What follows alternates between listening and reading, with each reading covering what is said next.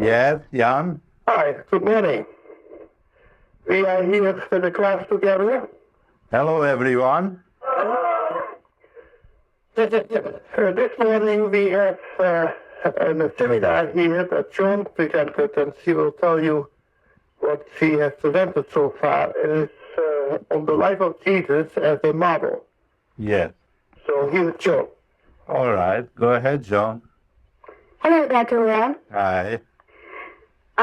We've been discussing the teachings of Jesus and the life of Jesus, and we've brought up the fact that religions have tended to point to Jesus, the person, rather than Jesus, the teaching. Yes. And we've been talking about his life and what it can teach us, or what he didn't model for us, and the fact that he was trying to show the existential way of living life, and he taught principles of life. Yes. One thing that's been a puzzle, before I ask a question, do you have any comments about that? Well, what you said until now is very good. Well, you wanted to say something else, didn't you? Yes, I was going to say that one thing that came up as a puzzle was the fact that for most of us, we were taught that Jesus was living. Yes. And that the Sunday school pictures of Jesus tended to be of a very gentle-looking man sitting surrounded by children and having his hands out and his arms around the children. And yet when you read about his life in the Bible and about some of the things he said, our human idea of love doesn't seem to be expressed. Yes. Could you clarify that, Minister? Well, of course, if an artist would try to portray love, he would have a very hard time, and he would have to resort to behavioral portrayal or attitudinal portrayal. But as you know, in metapsychiatry, we understand that love is not an attitude, neither is it a form of behavior, but it is a quality of consciousness. And this cannot possibly be portrayed very well pictorially. So artists who try to make pictures of spiritual qualities and values do have a very hard time with it. And if they do it, they try, of course, the vast majority of people think in terms of attitudes and operationalism and behavior, because these are accessible to sensory perception. But they are also misleading, because the result is disingenuous Christianity. What do we mean by that? Finding goodness, or Right, yes. Faking it. Anybody can fake it, because you can assume attitudes, you can learn to behave in certain ways, you can learn to make certain gestures with your hands and body posture and all kinds of things. And of course, this is not really the issue. And in metapsychiatry, we are learning to be aware of qualities of consciousness, which is not sensory perception, but spiritual discernment.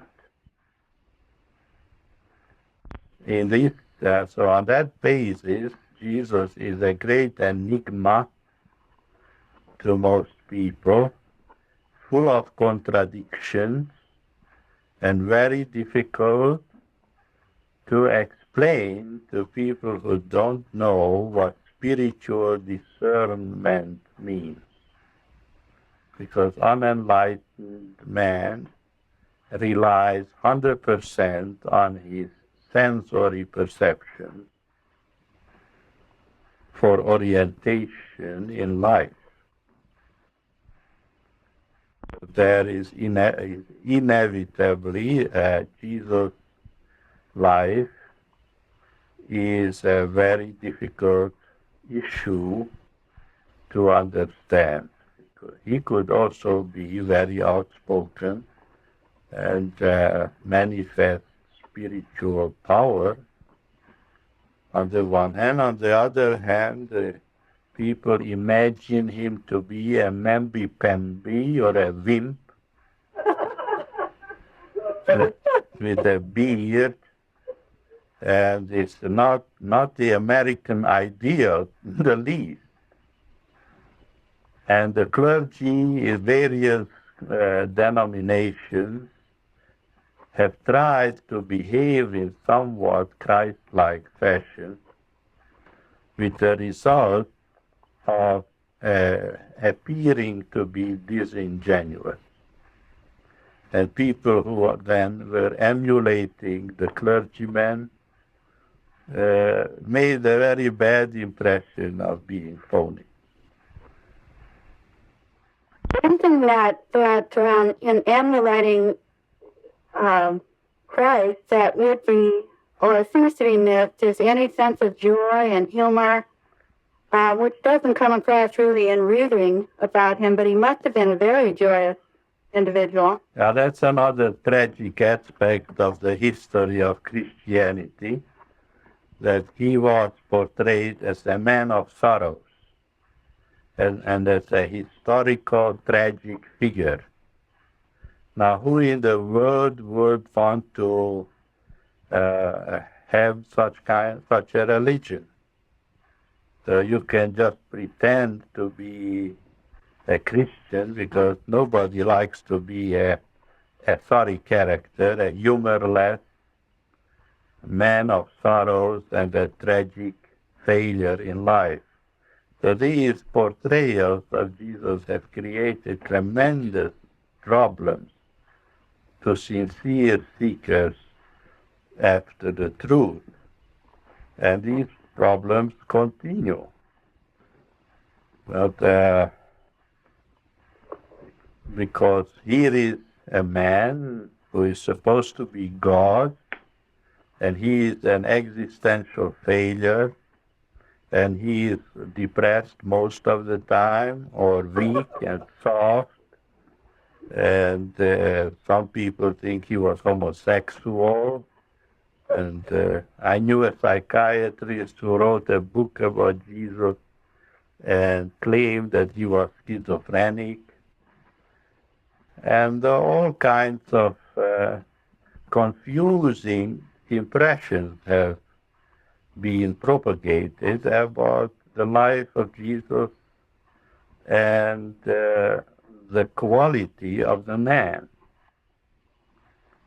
Vast majority of people don't really understand him, because in order to understand Jesus, you have to understand non-dimensional man who cannot be pictorially portrayed, who cannot be evaluated psychologically. Jesus was not subject to psychoanalytic or psychiatric or psychological assessment. And anybody who tries is sadly mistaken and arrives at a very confusing conclusion.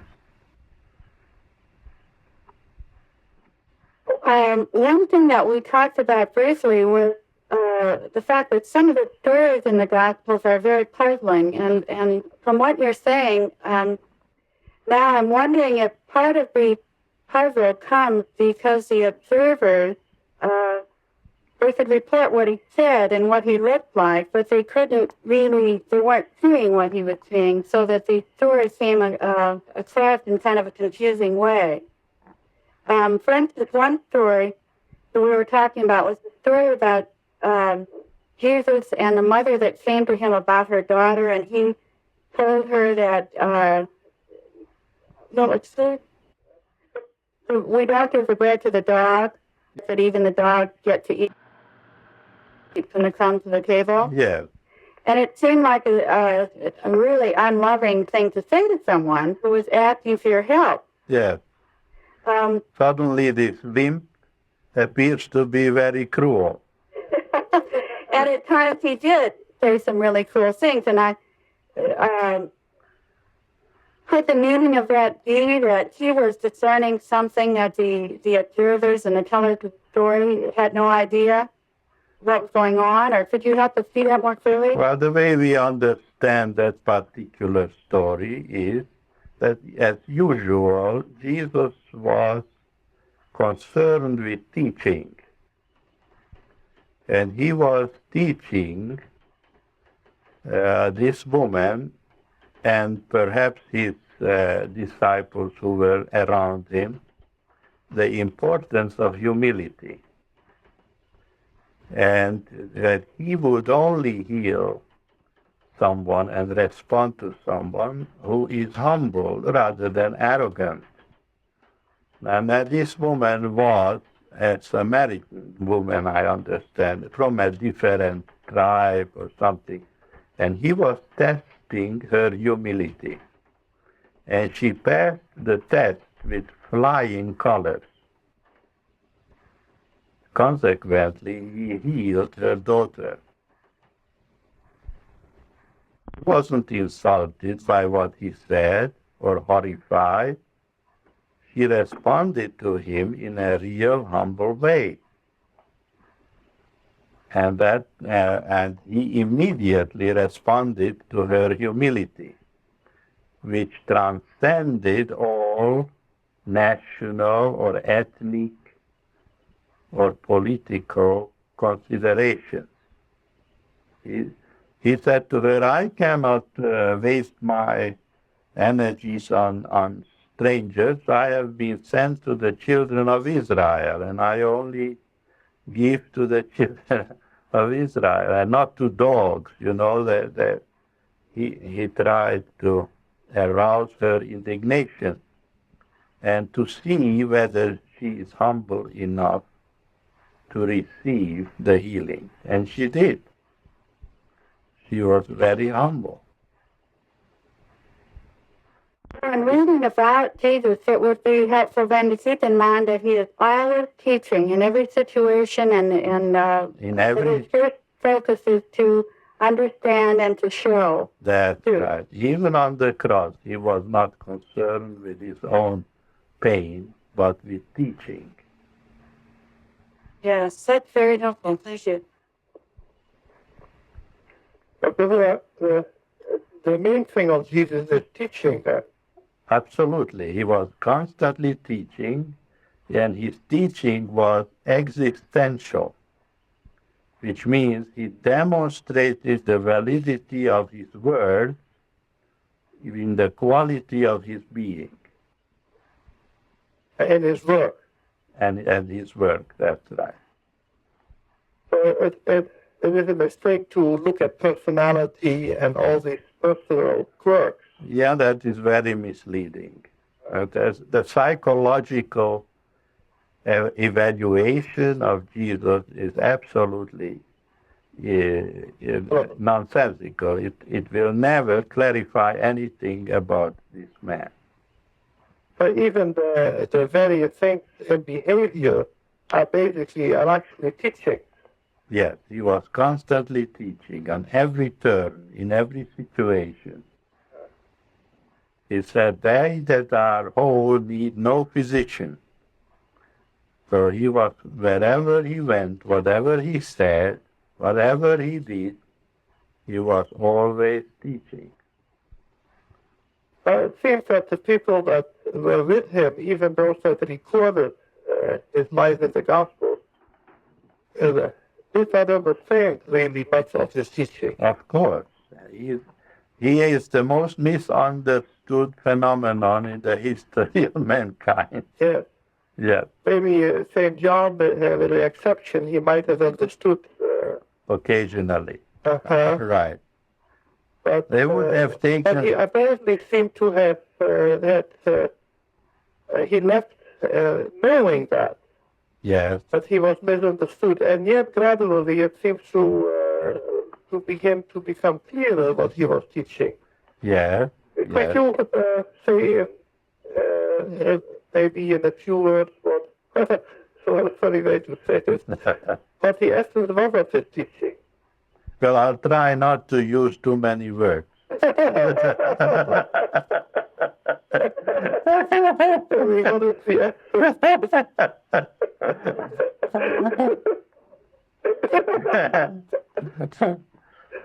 He was saying God is non-dimensional reality, always present and governing the whole universe.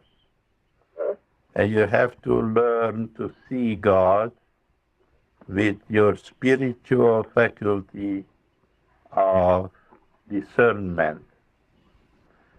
So he was here for God, and he was teaching people to see God. Not to see him, but to see God. Well, of course. Here is another stumbling block, you see. At one point, he knew it, because they were hung up on him as a person. And he said, I must leave you now, because if I don't go away, then the Comforter cannot come to you. Which means you are too much preoccupied with my physical appearance, and you're worshiping me as if I were a person, and the teaching is not reaching you, and you're not finding your PAGL. The Comforter brings us PAGL, but the Comforter is not a person. It is a quality of understanding, non-dimensional reality, which cannot be seen with the eye or touched with the senses, apprehended in the sensory equipment. And of course, the more primitive people are, the more they rely on their sensory impression. Like the doubting Thomas, who insisted on touching him. That's the only way he could believe that it was Jesus. Now the Christ has completely eluded him, because he didn't have awakened the faculty of spiritual discernment. So he couldn't see the Christ. He was just looking for a man who has macerated poems. Yeah. Actually, then he was always pointing to God, and he knew that then he would go away as a person. Yeah. But then would make no difference at all. God would be taught anyway. Yeah, he removed himself. Because he would become a stumbling block. Whenever you start worshipping a personality or something material, be it money or clothes or possessions, this becomes a stumbling block on your way of seeing the truth. All these things interfere with God realization. Thank you very much, Dr. You're welcome, Jan. Dr. Hora, Vera. Yes, Vera. When Jesus said, I didn't come to make peace, Yes. but I came to make division between mother and child and husband. And Yes. why? Why? Vera. Excuse me. I'm surprised. Why? What? Said why? Why? Oh, I see. Why? What did you? Oh. Why? Well, would you like to know the meaning of this saying? Yeah. The meaning of this saying is, I have not come to you as a marriage counselor or family advisor Yes. so that you could learn how to have better relationships in the family or outside the family. I have come to separate you from the idea of interaction and relationships so that you may discover your at-one-ment with your Creator. And all these family ties interfere with your spiritual progress. Yeah, that's the part that it didn't come to make of from the shadow a shining light, Yes, yes, but to go beyond. that's right. But that's what I heard most of the time from you too. That's right, Vera.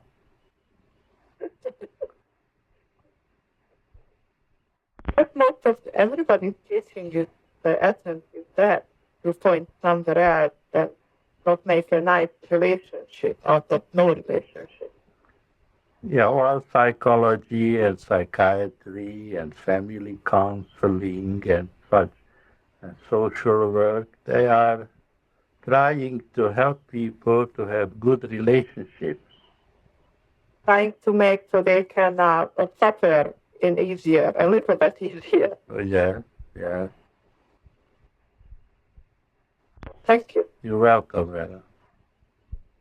Hello, Dr. Roberta. Yes, Roberta. As you know, I'm a teacher by profession, and I would like to understand the quality of teaching that Jesus had. You said it was the quality of consciousness. And on the other hand, you say we have learned that teaching is allowing to learn, and that we teach metapsychiatry non-verbally. Yeah. And it has been brought to my attention that as a teacher by day in the day, I am often a teacher at night, meaning I have a tendency to explain things when perhaps I haven't been asked to explain. And so I have been becoming alert to teaching when I'm asked to teach. And yet we have learned that Jesus just taught non-stop, it seems, in every situation, whether he was asked or not. He didn't teach it non-verbally, he taught it verbally. He made every situation a learning experience. So I seem to have a confusion. He always seemed to test receptivity, which is what I've been doing, testing or being alert to if the teaching is needed. But somehow I am a bit confused about his teaching at every situation and the idea of teaching it non-verbally. So I'd appreciate some help. Well, Jesus never taught anybody in an unsolicited way. Remember that he was walking around among thousands of sufferers. Wherever he went, Yes. there was a great deal of suffering going on. So whenever he healed someone, every time he healed one sufferer, 100 others were flocking to him and begging him to be healed. And he used the healing as an opportunity to demonstrate the existence of God. Now, of course, Jesus wasn't teaching computer technology. Would you believe that? I suspected it. So, yeah.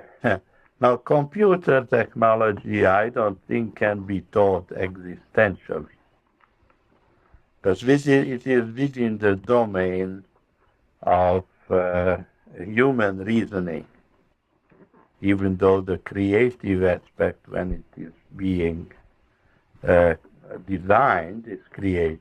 But when you're teaching, you're actually teaching how to operate, the computer. Teaching concepts and So- gadgets. Right. Okay. So that's somewhat different teaching, and very often your students are not really asking you to teach them. They may have different varieties of motivations about attending your classes. Yes. And you have to take that into consideration. But in metapsychiatry, we are only responding to overt or covert requests for clarity or clarification, for learning. So, now when we speak about nonverbal teaching, what we are saying is that our words have to be in consonance with the quality of our being. For instance, you cannot speak about love when you are jealous. You cannot speak about truth when you are being insincere. Right? Yes. So it is authenticity. Right. This is being done all the time. And the outcome is very silly. Yesterday, in the class this week, one woman became ill, and she was doing fine, a lovely young lady, and an asset in the class. And when I saw she was ill, I said to myself, perhaps there's not sufficient love in this room, in the class. And then I went on my way, and she told me in a little while she was feeling better. So I have the idea that although I teach about computers, and I need to give them factual information, there is another area of my teaching which is being alert to spiritual qualities within the classroom. Yes. Perhaps I think that's what I'm concerned about in teaching as Jesus would have taught. Yes, of course. And you have to be sure that your consciousness is pure and your motivation is valid. There are many teachers in this world who teach in such a way as to prevent their students from learning. Would you believe that? Yes, I could see that. Could you expand on that, please? Well, teachers who tend to be jealous of their students or hateful or racially prejudiced or sexually preoccupied. So very often students are exposed to teachers who are unable really to teach. So teaching non-metapsychiatry or teaching spiritual values non-verbally is observing our thoughts and being watchful that we are authentic in what we say is what we really mean. That's correct, yes. Thank you very much. You're welcome, Roberta.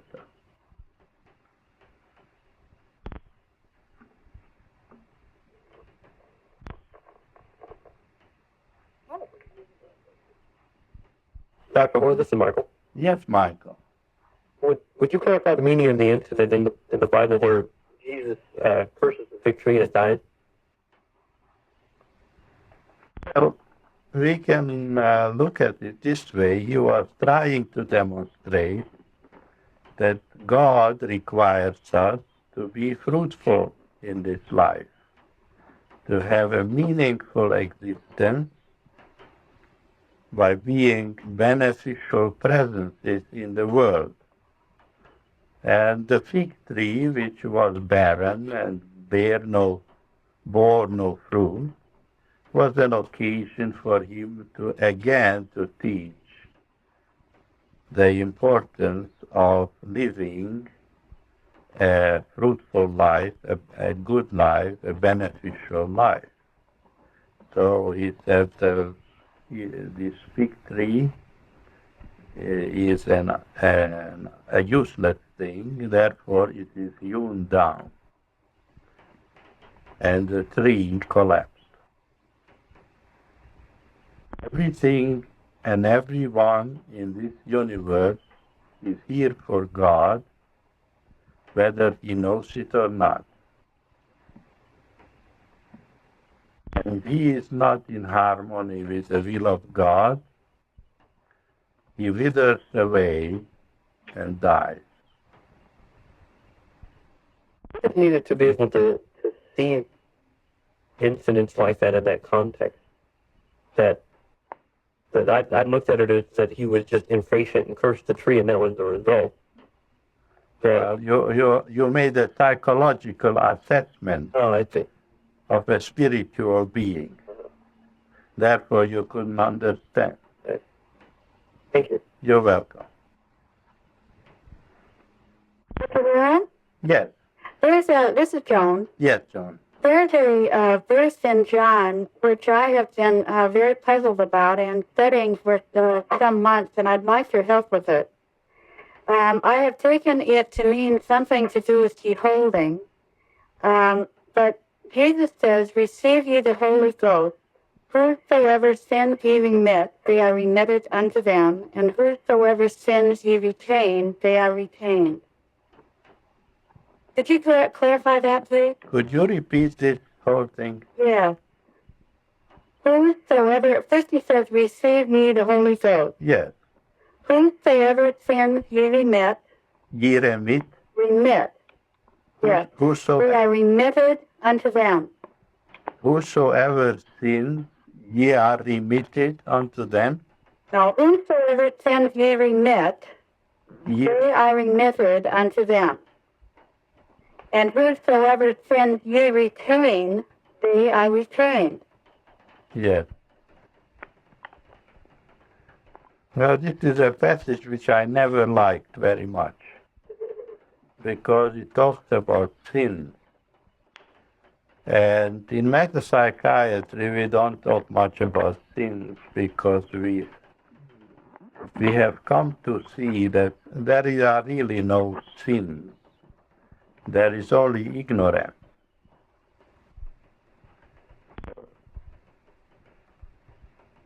Can be ignorant. Seems like his older things what I thought he about to behave, and now he's thinking it's his own. Yeah. Yeah. Yeah. Now, so your son is just a tape recorder. Seems like it's the old kid from the same that I could.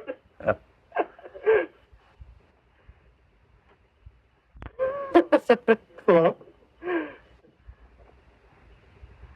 Thank you.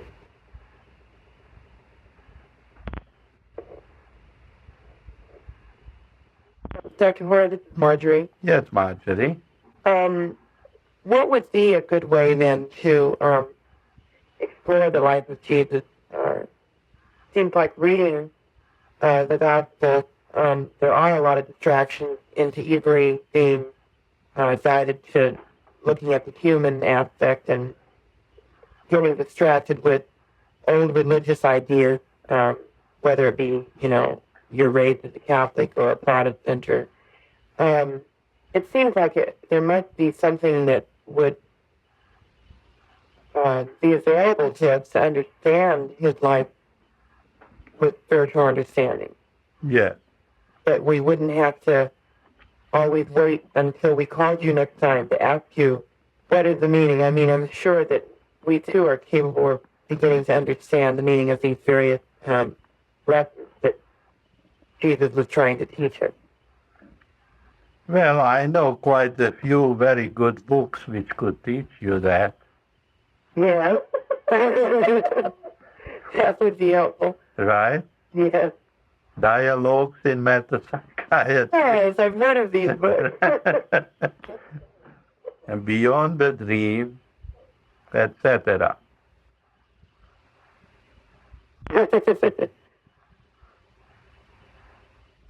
Study of metapsychiatry really it broadens our awareness of the understanding. Yes, of So course. that we go back, we reread, or we maybe study or look over something in particular, and then it actually, our consciousness in broadening also helps us see. Our literature provides you with a consistent explanation of Jesus, the man, the teacher, the Christ, the great gift of God to mankind. It's very consistent. Whichever book you pick up, it is always consistently presenting the truth and helps you to understand and correct your thoughts which you were indoctrinated by in your childhood. Be like, will there always be new meanings and new understanding, or is it just that our awareness becomes more and more clear on these ideas? That's it. Thank you. You're welcome, Marjorie. Hora, this is Sheila. Yes, Sheila. What was Jesus demonstrating or teaching by walking on the water? He was demonstrating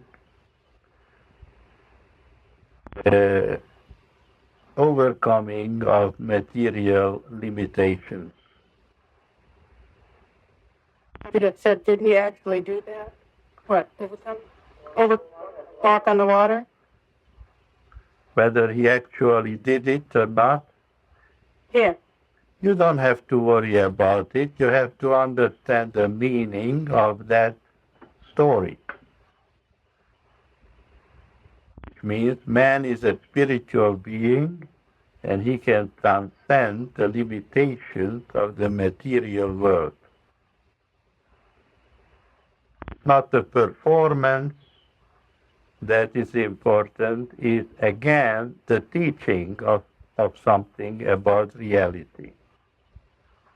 So we don't have to worry whether it's a historical fact. We have to ask what is the meaning of this story. Would that mean that it would be helpful to really take a look at those ideas that we have about material limitations? Not definitely, certainly, of course.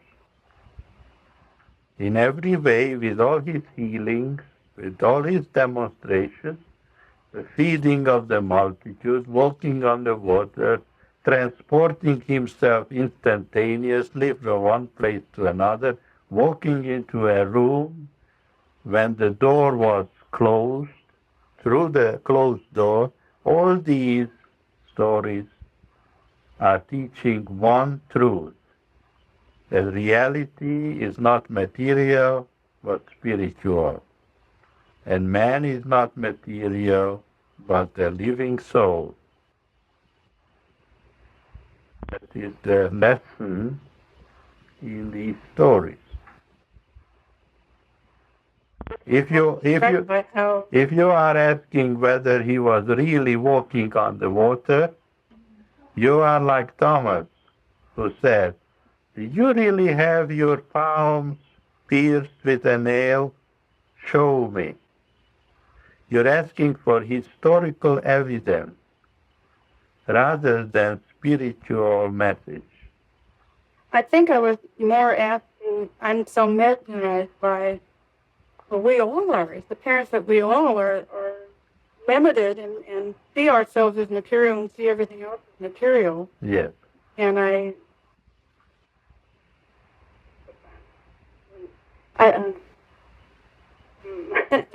want to say, and how do I get over that? Well, you study the teachings of Jesus as clarified through metapsychiatry, and you will understand that everything in the records about Jesus' life points into one simple and single direction, namely, reality is spiritual, non-dimensional. Man is free to transcend the material world. Man, non-dimensional man is unlimited, immortal, never born, never dying, hid with Christ in God. This is the message. In 1,000 ways, he was teaching this one truth consistently and demonstrating it. Thank you very much. You're welcome. Hello, Dr. It's Roberta. Yes, Roberta. We were talking today about Jesus' life as a model for us. Yes. And I realized when we were talking that I had an idea of my puny life and a life such as Jesus, which is so elevated. And as I'm hearing, I'm getting the idea that the model of his life is really that our life should be this way too, although it will take a different form. Is that so? What do you mean by a different form? Well, I mean, he was a man, and he was, we're Bethlehem in another time. So the physical, the material aspect of the life, which we are learning, here too, that is really irrelevant, that we need to transcend. Yes. Perhaps the material aspect of the life would be different, but the spiritual learning, spiritual life, the learning of spiritual excellence, of learning of what reality is the same. Yes. His life is my life. It's the quality of Christ consciousness. Yes, and so that the grandioseness of his life, which seems to be so much beyond mine or ours, I could even say here, is really identical in the fact that that is what our life could be and is. And his life is really ours. Yeah, when we speak about the life of Jesus, it would be more clear if we spoke about the quality of his consciousness, because life is consciousness. So then the quality of his consciousness is as accessible to, that quality is as accessible to us as it was to him. That is our true nature, just as it was his. It's one of the things that most of the time, I think we separate his, even if we talk about not his life, but his quality of consciousness. It just seems so much bigger and better.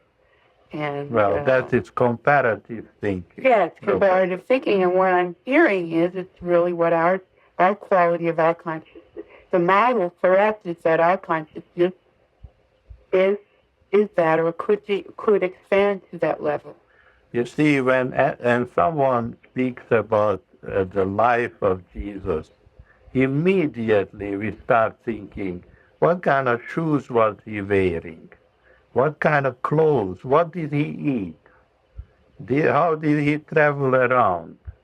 How many times a week did he have sex? What did he charge for shells? Huh?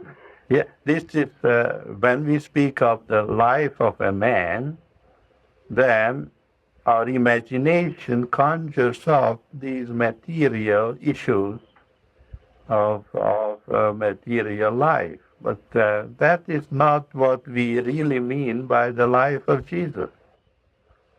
We are focusing in on the Christ consciousness, which is the true life of all of us. So we are studying his teachings, which were illuminating the quality of consciousness, which we are all seeking to understand and to realize.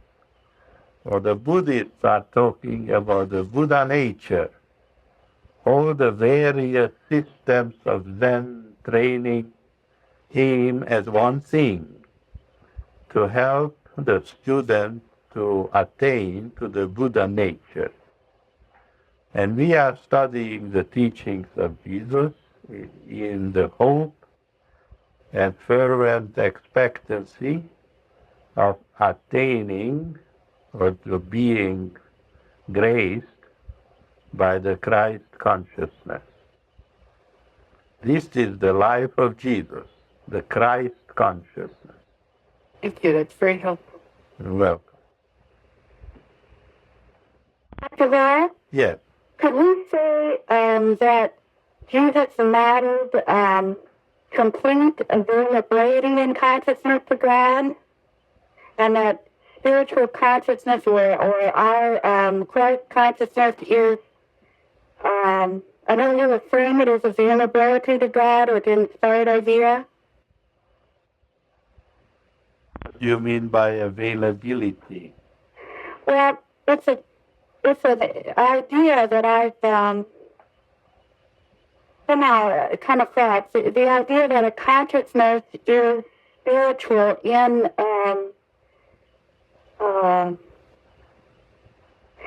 it is as spiritual as it is available to inspired ideas, and available means somehow a relative and absence of ignorant ideas. And the absence of ignorant ideas or attention to ignorant ideas makes consciousness available to God. Perhaps you need to clarify to yourself what we mean by consciousness. Yeah.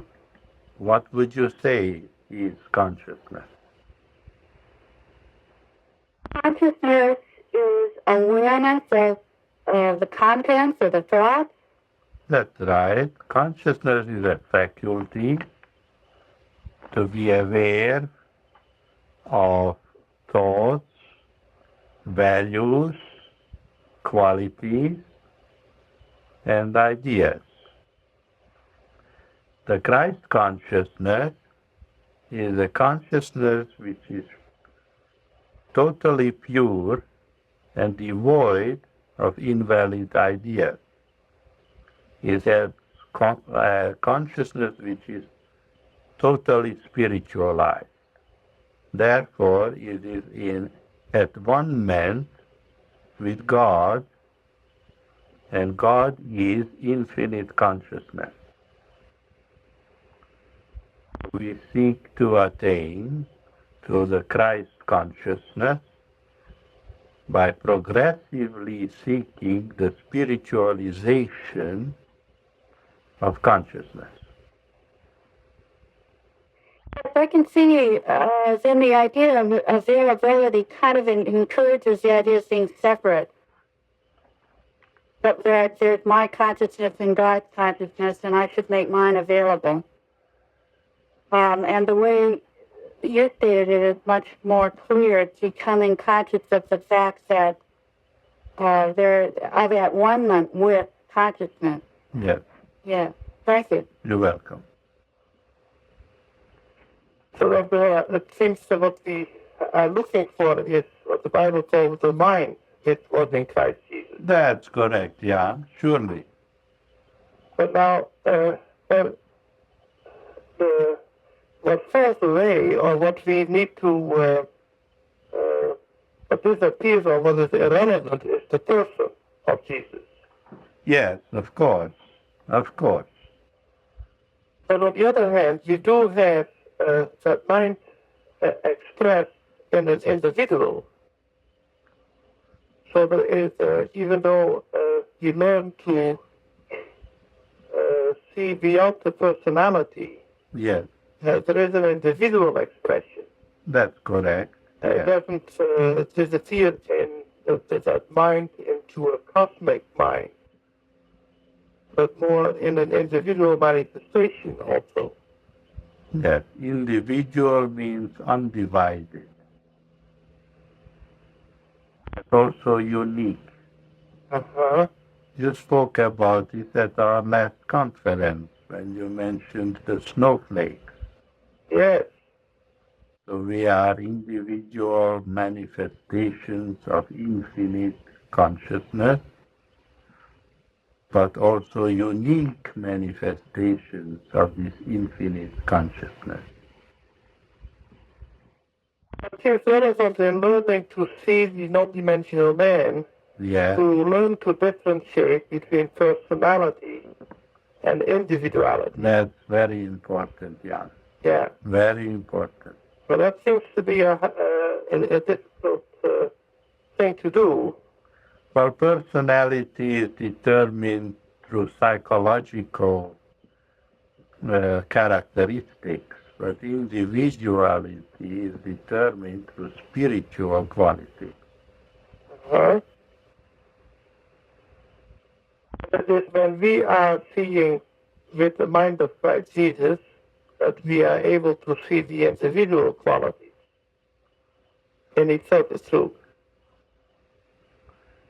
Well, we learn this, to see the individual when we have developed the faculty of spiritual discernment. This faculty makes it possible for us to view each other with transcendent regard. Yes. Yeah. And that discernment is again an aspect of the mind of Christ Jesus. Yes. Yes. Well, we all have the faculty of spiritual discernment, even though it is dormant in most of us. Oh. But it can be awakened through study, meditation, and a little guidance. Yes. Thank you very much. You're welcome. There is another question. Dr. Varley, Jay, Yes, Jay. sometimes when I look at another individual, I recognize that they seem talented. Maybe they're creative or they have a certain ability to do something. Yes. Is that recognizing a quality at certain times? Is that seeing a non-dimensional? Is the talent non-dimensional? Yes, talent is a spiritual gift of God. And so the talents that an individual might... You cannot paint a picture of a talent. True. Jan says a talent can paint a picture of you. That's right. Okay. Or what you seem to be. Not what you really are, Jay.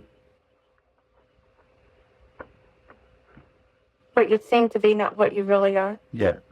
Or what the picture would be, right? Okay. All right. Thank you, Dr. Moore. You're welcome. Thank you very much, Dr. Hora. You're welcome, Jan. This, I think, is a nice contribution for our next mini book of the scriptures for meta-psychiatric viewpoint. Very good. All right. Have a lovely summer, everyone. Yeah, very good. All right. Thanks.